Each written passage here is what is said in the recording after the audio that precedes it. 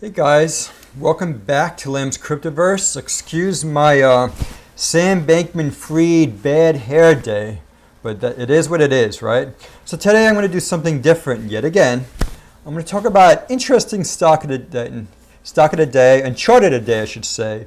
This is brought to you by Visual Capitalist. It's a really great website that obviously visually shows you all sorts of things.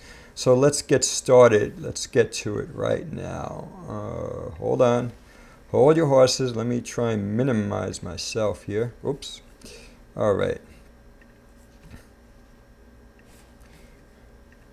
This is it right here. This is, again, from visualcapitalist.com. And they're showing the Billionaires Club. I know it's difficult for you to see. So I could go like this, but that's difficult too. Or I could scroll down. But basically what they're showing is all the songs that streamed more than 1 billion times on Spotify. Now their data only goes back to 2010, so it's going to have more hip hop obviously than it has the Beatles, for example. But it does have some old stuff like Queen. If you look here, it says Queen songs have been streamed 17 billion times. And I think that's also partially due to that great movie that came out about Queen. And then it talks about the top 5 artists: Ed Sheeran, Post Malone, The Weeknd, and I don't know if I can pronounce this, so give me a chance here, guys. XXX, Tentacion, or something like that, and Ariana Grande. I think she's great. And then they've got bubbles showing how it all compares. But what I'm going to do is go back to the web page, and you're going to see, let me just go back here, and you can see me here too. Let me shrink that a bit. And if you scroll down here, you can see some interesting stuff.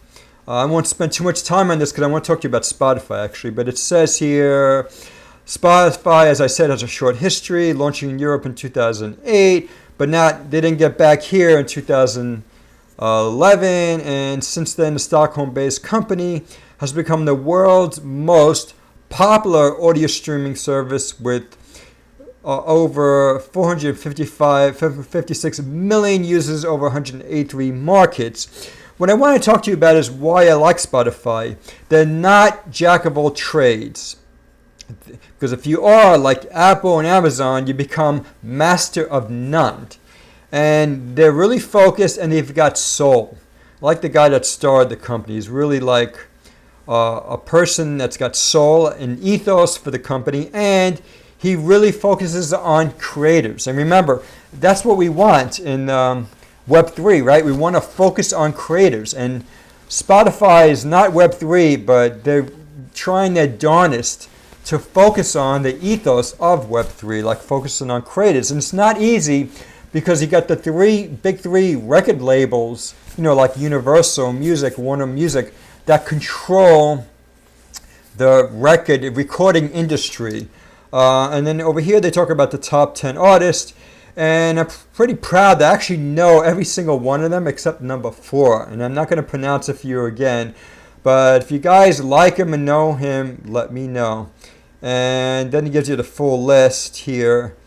And the last note is Christmas is coming, so I want to highlight that Mariah Carey's song, All I Want for Christmas Is You, is a big song on Spotify. So let's talk about the stock.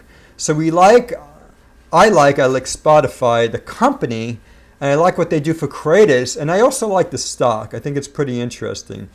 So one thing that they did is when it went public, first of all, you could notice at less than $79 per share, they're trading below the IPO price. And what's interesting is they had a direct IPO. I don't know if you know what that is, but basically they did not use middlemen. And that means, trying to find it here for you, I can't find it, but basically I'm trying to find an article that says that. But basically it says that they did not use middlemen like, here it is. It has taken the not so common route of directly selling shares to the public, sans, meaning without middlemen like brokers. So meaning they didn't have Goldman Sachs and the usual list of convicts. I mean, middlemen like Goldman Sachs and Morgan Stanley. They went directly to investors. So I admire them for that. So it seems superficially that's a good time to buy Spotify because it's below the IPO price, which was about $150 a share.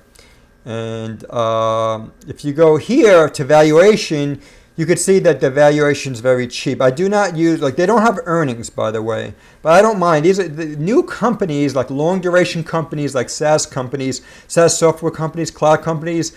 I think it's okay if they don't have earnings. Everyone always talks about earnings. You don't need GAAP earnings, in my opinion, if you're a new company. You want to make sure you have positive cash flow so you can survive, and they have positive cash flow, and they have net cash, so net positive cash. So they have debt, but they can pay off all the debt with their cash. So I think they're okay. And if you look at their valuation, it's very cheap on a price to book, but especially in a price to sales ratio. What I like to look at, forward EV to revenues, it's really low. It's around 1 time. And that's like trading like a car company, except Tesla. And I want to show you another way of looking at valuation. I like to use this. This is Ycharts, and you can get historical valuation. You could see Spotify's valuation has always been low, and now it's, according to Ycharts, it's 1.05. And this is similar to what we saw using the Seeking Alpha. And you can see if you compare it to other SaaS type companies, software companies, it's very cheap. But one thing I wanted to denote, I want to note to you that Spotify is probably the only company here on this list of companies that I like that have gone down, declined in terms of valuation, that doesn't have a problem. Like Workday also does not have a problem. But if you're looking at Zoom, they've got slowing sales growth, and they had issues with, not issues, but they had huge, one of the most rapid sales growth because of COVID-19. So they had a pull through in sales growth, and now they're seeing lower sales growth because of base effects. And then you've got DocuSign that has issues with management, so they had issues with their growth, and that's why their valuation is low. And Snap has issues with their growth, and also Snap and Pinterest, especially Snap, had issues with Apple because Apple is allowing the users to stop tracking them. The issue with the cookies that's affecting all social media companies like Facebook too, and Instagram, and of course Snapchat. And then, like I said, Pinterest is having problems too, and Roku also is having problems because Roku was really popular during COVID-19 when everyone stayed at home, and so I think. I think they all look good, but Spotify looks good because they're not having issues. And also, I think their profitability is going to increase because what they're trying to do, as you know, is they're moving into podcasting aggressively, so they have a direct relationship with the creators. They don't have to go through Universal Studios and Universal Music and Warner. They can go directly to creators like Joe Rogan, and I think that's going to be really good long term in terms of operating cash flow. So Spotify is a good company to look into, as well as these other companies on this list. But remember, like I say in crypto, do your own homework. Well, if you like this and you want to see more analysis of corporations and stocks rather than crypto, let me know. Give me a shout out. Well, thank you all for listening, and I'll see you next at Lamb's Cryptoverse.